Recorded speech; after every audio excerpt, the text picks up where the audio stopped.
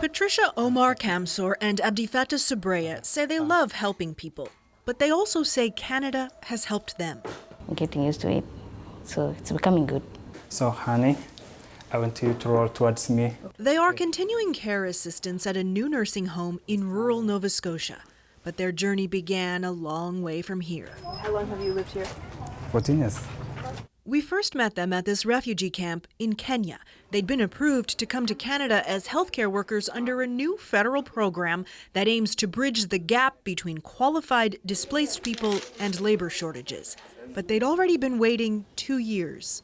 You know, there's nothing that will make me believe it all or know that I will go.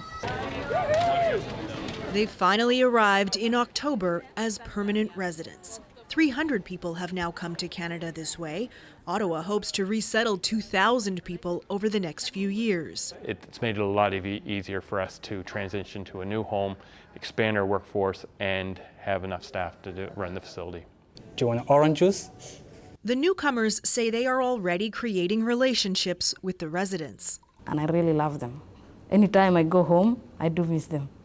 You know, in our culture, if someone's elder, they are like our parents, so I'm always treat them like my parents. But it has not been without challenges. They're looking for permanent housing now that it's time to move out of the homes they're renting from the company. There is no African food in this small coastal town, and though first attracted to the idea of snow, What do you think? Very good. Sabreya has changed his mind. Winter was never had.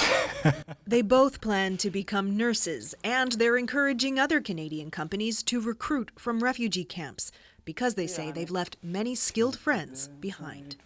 Kayla Hounsell, CBC News, Mahone Bay, Nova Scotia.